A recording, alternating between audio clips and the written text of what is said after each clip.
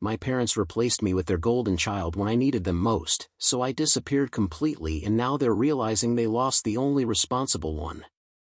I'm a 27-year-old guy, and for as long as I can remember, my role in my family was being the dependable one who never caused problems. I was the kid my parents didn't have to check on, the one they described with a smile as low maintenance, like I was an appliance that never broke. Whenever relatives visited, my mom would laugh and say, "We never worry about him. He's always fine." At the time, I thought that was a compliment. My younger sibling, though, was different. They were sensitive, emotional, going through a lot. If they cried, everyone stopped what they were doing. If they failed a test, it turned into a family meeting. I learned early that my job was to stay quiet, stay steady, and not add to the noise. So I did. I handled my own stress, my own disappointments, my own fears, because asking for help felt like breaking an unspoken rule. I remember sitting at the kitchen table late at night, homework spread out, my chest tight with anxiety about grades and expectations, while my parents whispered in the living room about how worried they were about my sibling. No one ever asked how I was holding up. And I didn't offer. I learned to swallow things before they ever reached my mouth. They praised my independence constantly. "You're so mature for your age," my dad would say. "We don't have to worry about you." But that praise always came with distance. When things got hard for me, that same independence became the reason they stepped back. If I struggled, it was proof I could handle it alone. At the time, it all felt normal. I didn't feel angry. I felt proud. Being responsible became my identity, something I wore like armor. I truly believed that if I stayed reliable long enough, if I never complained, never needed too much, eventually they'd see me, too. I didn't realize then that I was training myself to expect nothing from the people who were supposed to show up first. And I definitely didn't realize how expensive that belief would become later. As we got older, that imbalance didn't fade, it sharpened. My sibling was always struggling, no matter what stage of life we were in. When we were teenagers, it was school stress. When we hit our 20s, it became mental health, bad luck, unfair bosses, toxic friends. There was always something. And every time, my parents reacted the same way: soft voices, worried looks, immediate support. If my sibling missed work, my mom would sigh and say, "They're just overwhelmed right now." If they borrowed money and didn't pay it back, my dad would shrug and say, "You know how hard things are for them." The excuses were endless, layered with concern and protection. Meanwhile, my life was treated like a straight line with no bumps worth noticing. When I worked overtime to cover my own bills, no one commented. When I paid for my own car repairs, it was expected. Once, I mentioned casually that I was exhausted, and my mom laughed lightly and said, "Well, at least you're strong enough to handle it." That was the end of the conversation. Family gatherings made the contrast impossible to ignore. At dinners, everyone asked my sibling how they were really doing. Heads nodded seriously. Advice flowed freely. When someone turned to me and asked how work was, it was surface level, polite, forgettable. If I answered honestly, the room went quiet in an uncomfortable way, like I'd said something out of turn. I started noticing how often I was used as the comparison. "Why can't you be more like him?" they'd say to my sibling.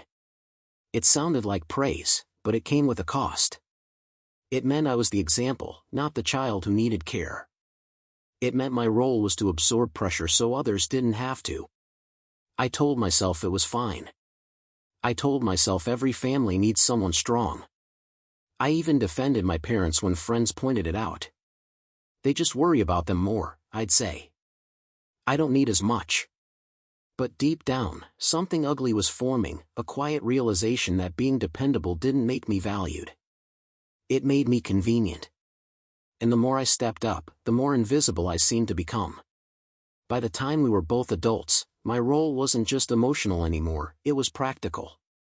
I was the backup plan no one talked about but everyone assumed existed. If something went wrong, I'd handle it. If someone needed help, I'd figure it out. It wasn't discussed, it was understood. The first time it really hit me was when my sibling lost their job. My parents didn't ask if I could help, they told me. Just until they get back on their feet, my dad said, like he was explaining the weather.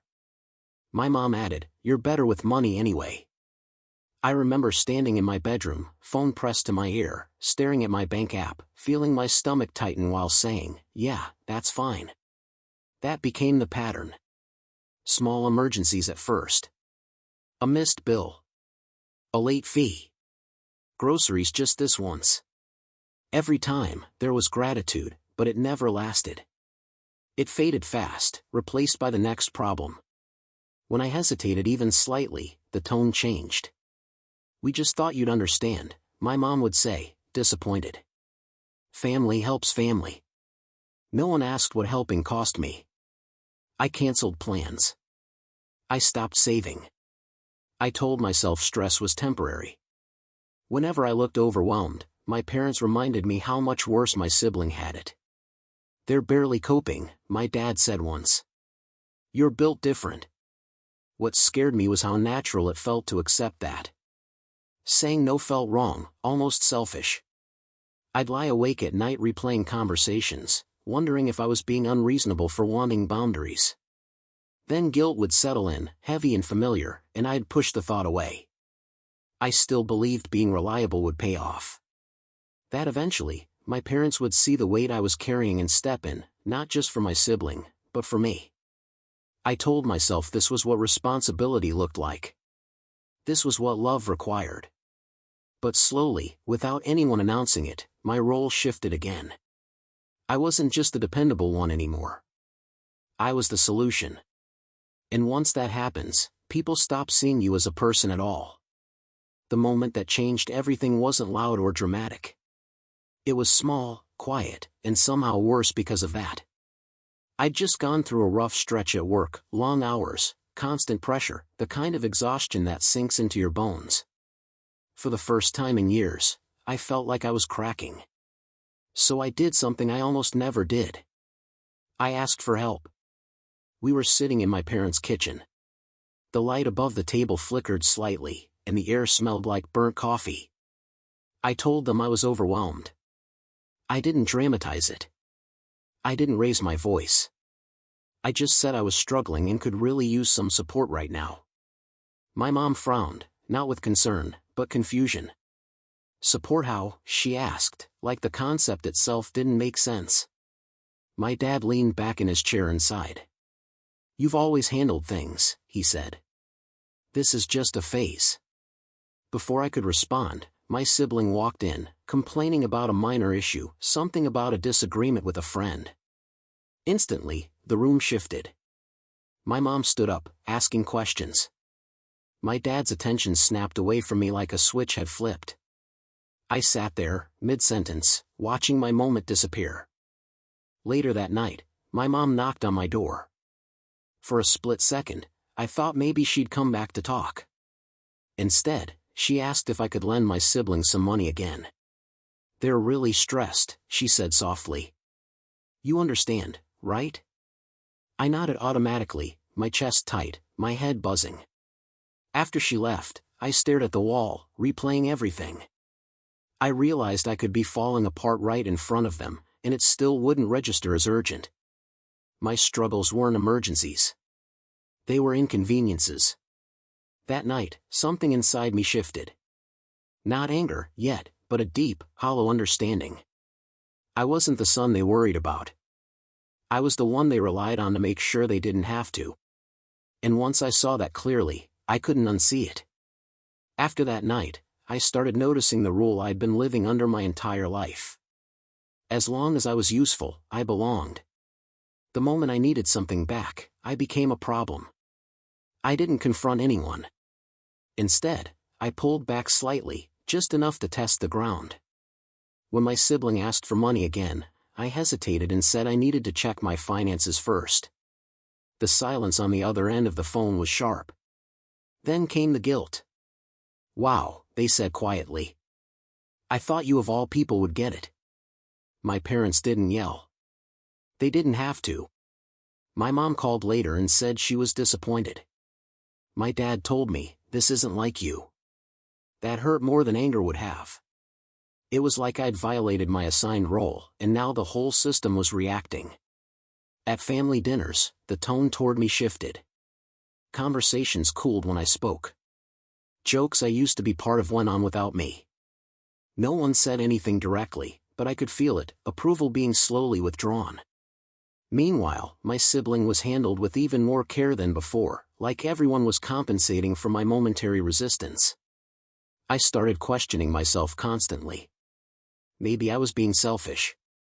Maybe I really was stronger, and this was just what strong people did. I'd lie awake at night, staring at the ceiling, replaying every interaction, trying to figure out where I'd gone wrong. The anxiety sat heavy in my chest, but I told no one. Old habits die hard. What scared me most wasn't how easily they leaned on me, it was how quickly I was punished for stepping back. Love, I realized, wasn't unconditional here. It was transactional. As long as I carried the weight quietly, everything stayed calm. And the truth I didn't want to admit yet was this: if I ever truly stopped being the responsible one, I wasn't sure my family would want me at all. That thought stayed with me, growing louder, because soon I'd be forced to find out just how replaceable I really was. After that, the pressure didn't ease, it tightened. Anytime something went wrong in the family, eyes drifted toward me automatically, like gravity. If my sibling missed rent, my phone rang. If my parents argued about money, my name came up as the solution before anyone asked how I was doing. I started feeling it in my body. My jaw stayed clenched without me noticing. Sleep came in short, restless bursts. I'd wake up already tired, my head buzzing with numbers, favors, expectations. At work, I went through the motions, smiling when I was supposed to, but inside I felt hollow, like I was being slowly emptied out. One night, my dad sat me down and spoke in that calm, reasonable tone he used when he thought he was being fair. "We're proud of you," he said. "You're the stable one. You keep this family grounded." It sounded like praise, but it landed like a sentence. Being stable meant I was supposed to absorb instability. Being grounded meant I wasn't allowed to fall. I tried to explain, carefully, that I was burning out. That I couldn't keep covering gaps forever. My mom's face tightened immediately. "So what are we supposed to do?" she asked, offended. Not worried. Offended. As if my exhaustion was an accusation. My sibling didn't say much. They just looked at me with something close to resentment, like my limits were inconveniencing them. Later, I overheard them whispering to my mom that I was changing and getting cold. That hurt more than anything else. All the years of sacrifice disappeared the moment I faltered. I started realizing how trapped I was. If I kept helping, I'd drown quietly. If I stopped, I'd be painted as selfish, ungrateful, disloyal. There was no version of this where I won, only versions where I endured. And still, part of me clung to hope. I told myself surely there was a line they wouldn't cross. Surely they wouldn't ask for more when I had nothing left. I didn't know yet how wrong I was, or how close I was to losing everything I thought responsibility had earned me. The breaking point didn't come with a warning. It showed up disguised as a favor, wrapped in calm voices and familiar phrases meant to make refusal feel impossible. My mom called me one afternoon and asked if I could come by to talk.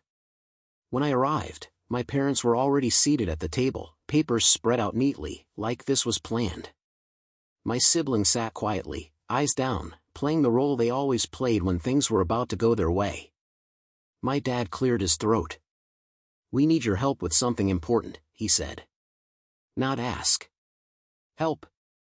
The word already assumed my answer. They explained that my sibling had gotten themselves into trouble, again. Credit cards maxed out. Late payments. Threats of collections.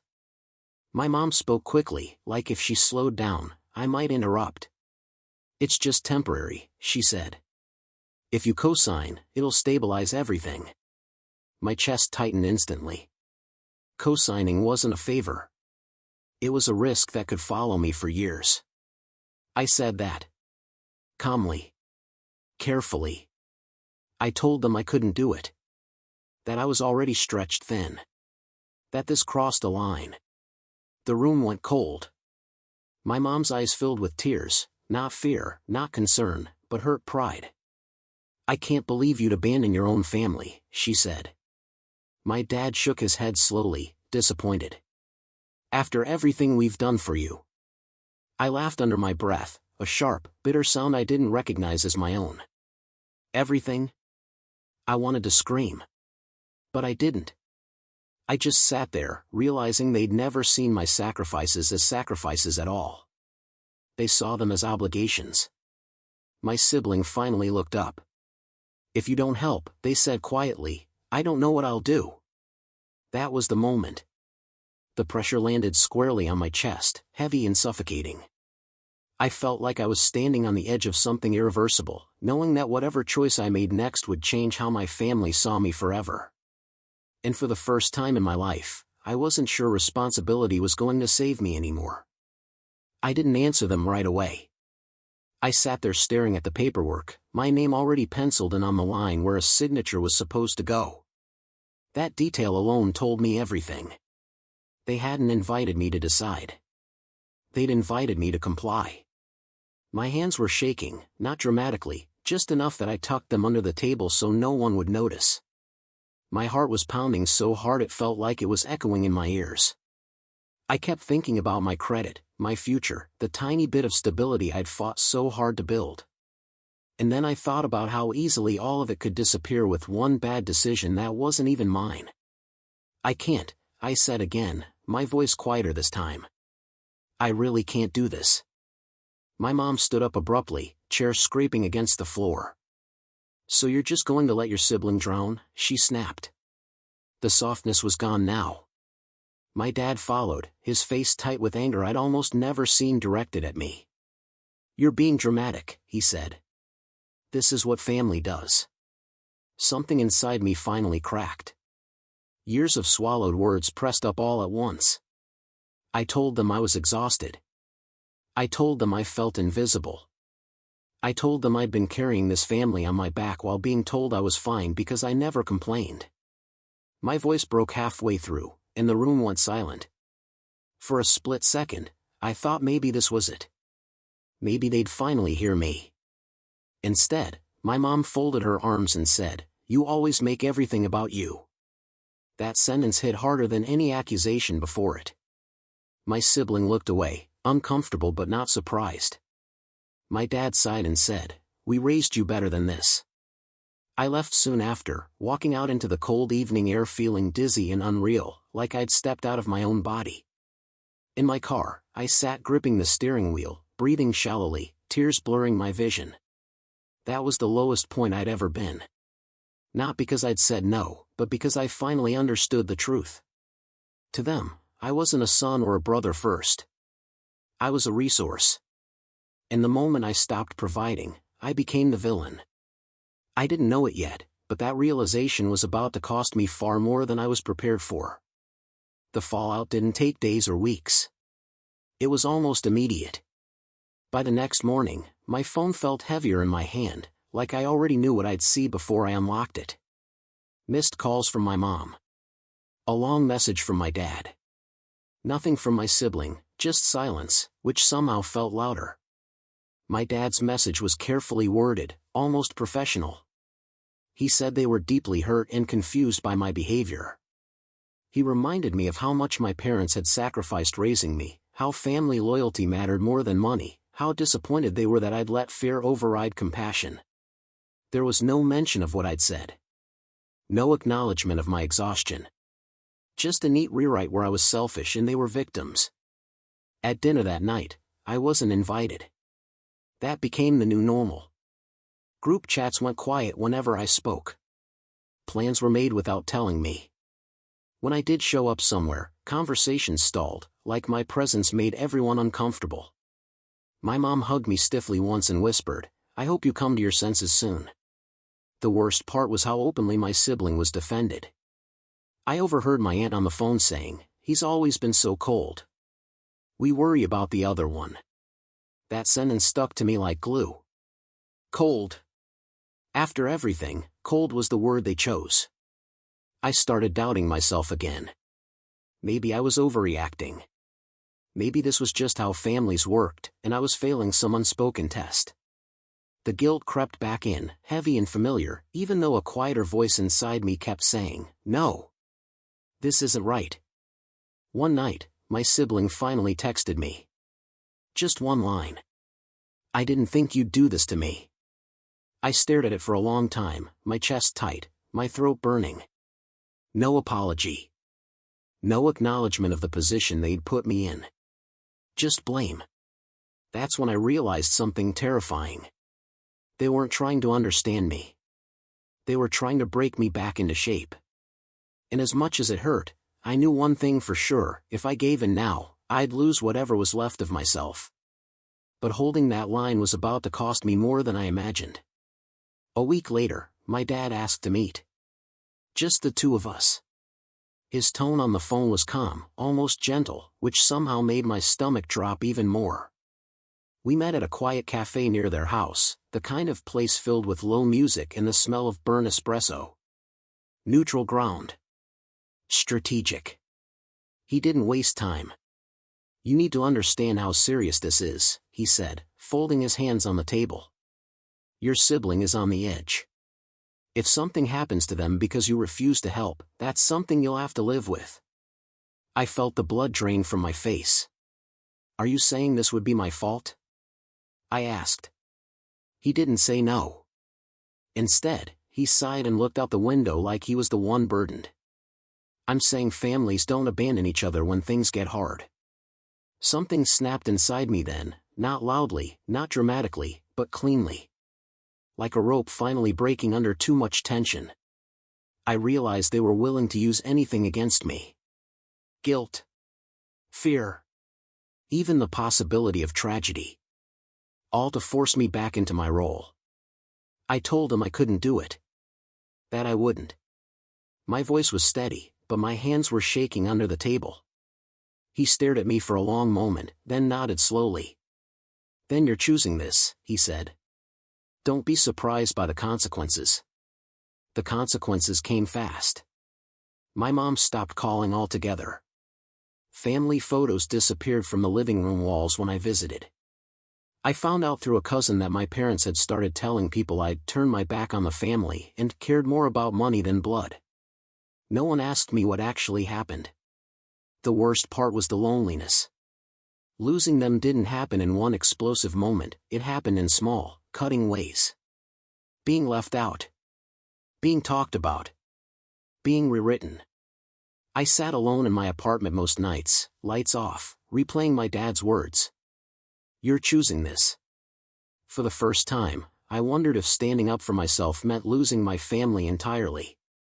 And as terrifying as that thought was, another one followed close behind. What if this was the only way I ever got free? I didn't know it yet, but the final break was already being set in motion. I found out by accident, which somehow made it worse. A cousin I was still on speaking terms with came over one evening, awkward and quiet in a way that immediately set my nerves on edge. We sat on opposite ends of the couch, the TV on but muted, and after a long pause they finally said, "I didn't know how to tell you this." My stomach dropped. They told me my parents had already made a decision, weeks ago. Before the cafe. Before the guilt. Before the threats. They'd quietly moved money around. Savings.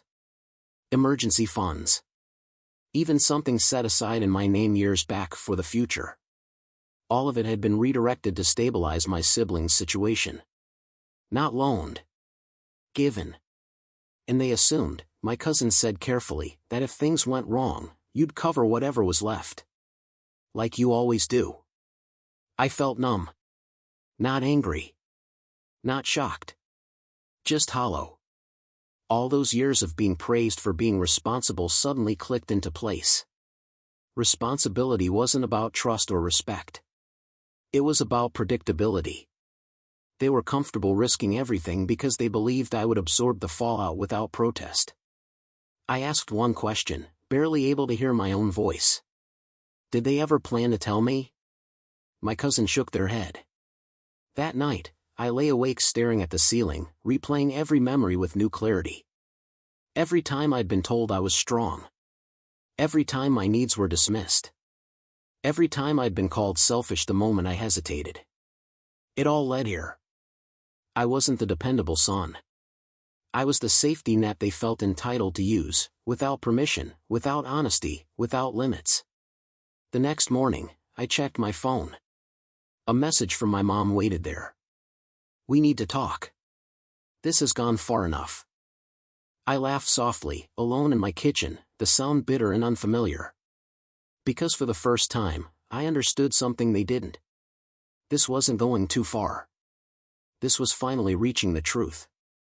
And once I confronted it, there was no way this story ended the way they expected. I met them one last time, not because I owed them anything, but because I needed to say it out loud, to stop carrying the truth alone. We sat in the same kitchen where I'd learned to stay quiet. Same table. Same chairs. Different version of me. My mom started crying immediately.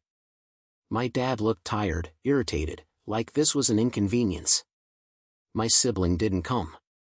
"We did what we had to do," my dad said. "You don't understand pressure." I finally did. I told them I knew about the money. About the decisions made without me. About how they assumed I'd clean up whatever mess was left behind. My mom tried to interrupt, but I kept going. I told them how long I'd been exhausted. How being low maintenance had really meant easy to ignore. How responsibility had been used as a leash, not a virtue. They didn't apologize. Not really. My mom said, "We never meant to hurt you." My dad said, "You're overreacting." The same lines. The same denial. So I stood up. I told them I wouldn't be helping anymore. Financially. Emotionally. In any way that required me to disappear for their comfort. I said I loved them, but I was done sacrificing myself to earn a place I should have had by default. The silence that followed was thick and stunned. My mom looked genuinely afraid for the first time, not of losing my help, but of losing control. My dad just nodded once, tight-lipped. I walked out without yelling. Without slamming doors. Just finished. The weeks after were quiet. Painful. Lonely. But also lighter than I'd felt in years. No panic when my phone rang. No guilt when I said no. Slowly, I started rebuilding, not just my savings, but my sense of self. I learned something I wish I'd known sooner: responsibility doesn't buy love. Silence doesn't create peace. And being strong doesn't mean letting people break you. They still tell their version of the story. I don't correct it anymore. Because for the first time in my life, I'm not trying to be the responsible one. I'm just finally being free.